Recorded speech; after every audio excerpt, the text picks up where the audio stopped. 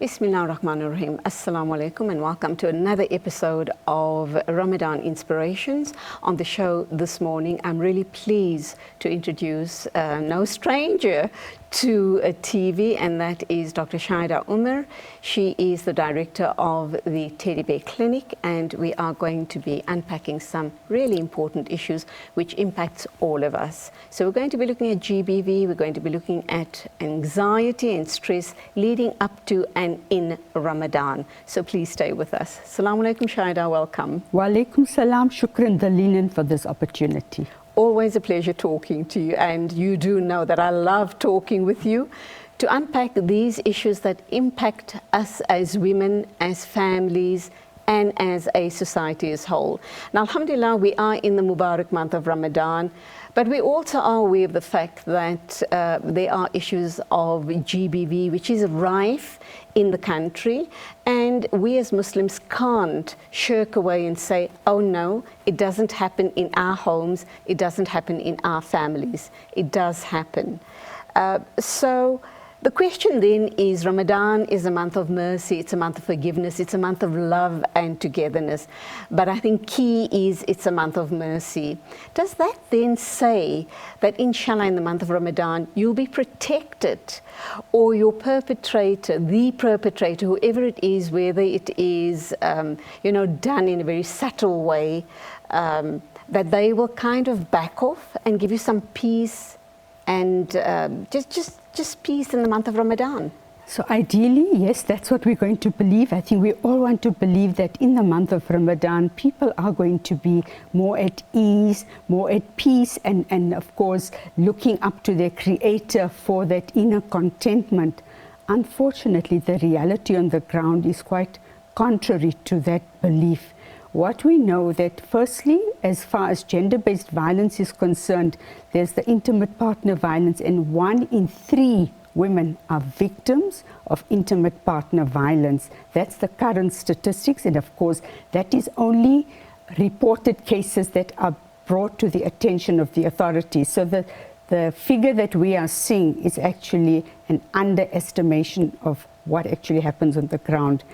And just to unpack that further, so what is gender-based violence? It takes different shapes and forms. It could be verbal abuse, where there'd be insults hurled to the partner, putting the person down, criticizing them, always criticizing the food, criticizing how they look, criticizing their mothering skills, criticizing them as a daughter-in-law, that you're not good enough, you don't measure enough, or even withholding financial support, where the purse strings are held tightly by the male partner, by the husband. So again, there's the emotional, physical, and even sexual abuse in a marriage.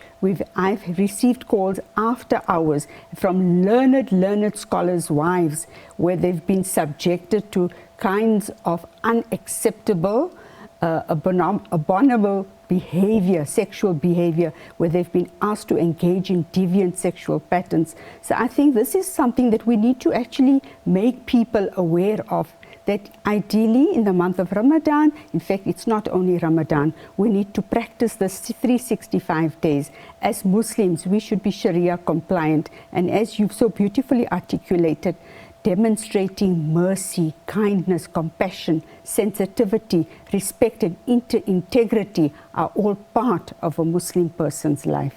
So obviously, we hope and pray, inshallah, that common sense prevails and people truly work hard at overcoming their nafs and working hard at behaving so that they don't hurt other people in the process, whether it's your partner, your children, in-laws, outlaws, whomever they may be. Ramadan is an opportunity for us as Muslims to better ourselves, our behavior, our personalities, and make a positive difference in our immediate circles, and thereby let that circle get bigger, inshallah.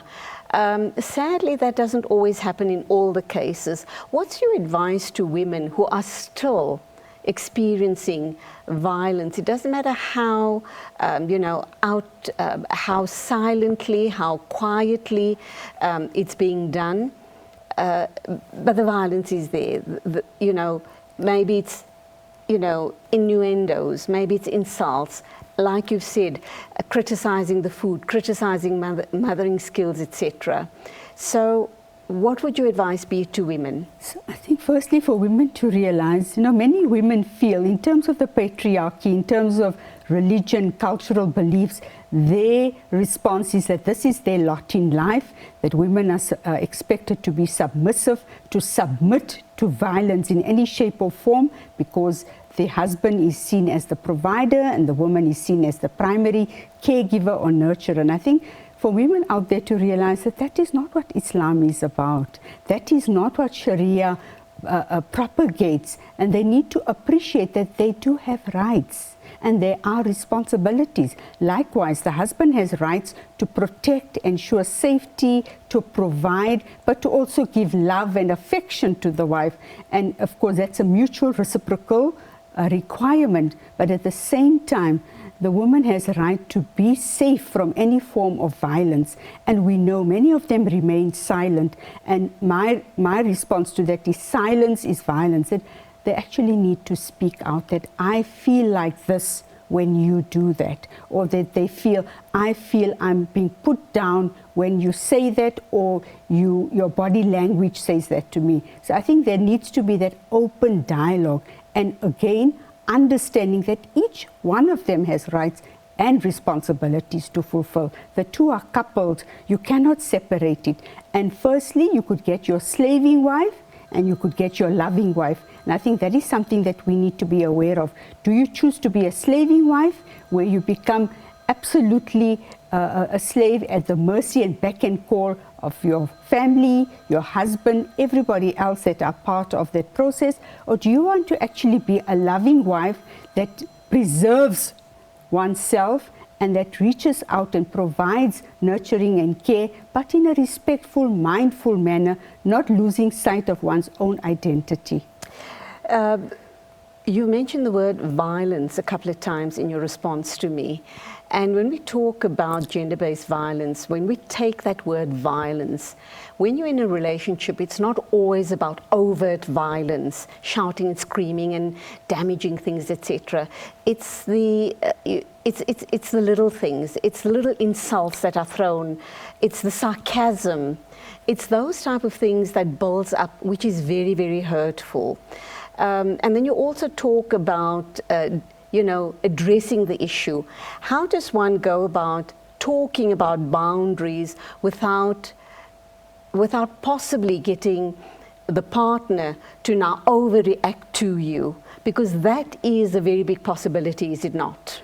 Indeed, and I think what we often forget, as I said, women are not even aware of the fact that when a husband ignores them repeatedly, by not validating something that they've done or acknowledging, that's also a form of emotional abuse, and that's very passive-aggressive, where I've had many women coming to me and saying, we've been married for 30 years, we've been married for longer, or 20 years.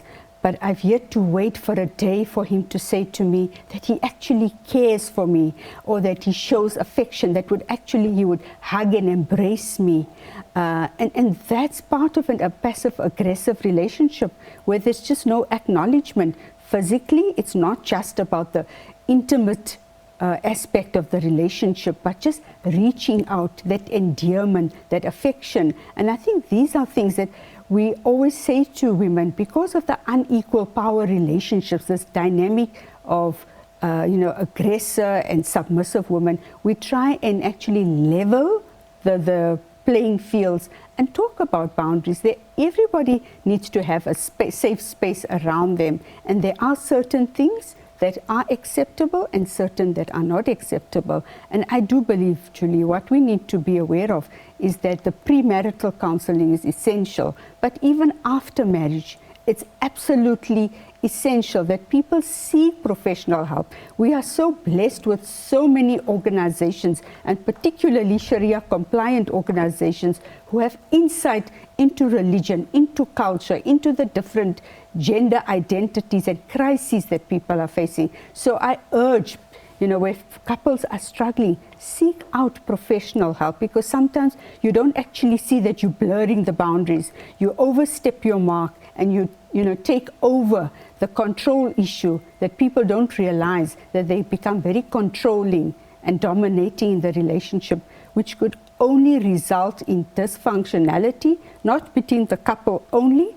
but extended family. Absolutely. Whether it's the in-laws, the mother-in-law, the father-in-law, and even the children get affected, and it impacts negatively on the well-being of all concerned. Absolutely, and that's where we talk about stress and anxiety levels being so high that possibly the people in that family situation don't even function optimally, simply because they're on edge all of the time. But we're going to talk more about this right after the ad break. I'm talking to Dr. Shaheda Omar. She is a director at the clinic, at the Teddy Bear Clinic. We're talking about stress, anxiety, and we're also looking at the issue of GBV, gender-based violence. When we come back, we'll continue this discussion, and we're also going to be talking about our children and their expectations. Are we giving them too much too soon? I don't know. Shahida's going to unpack that for us on the show right here on Ramadan TV.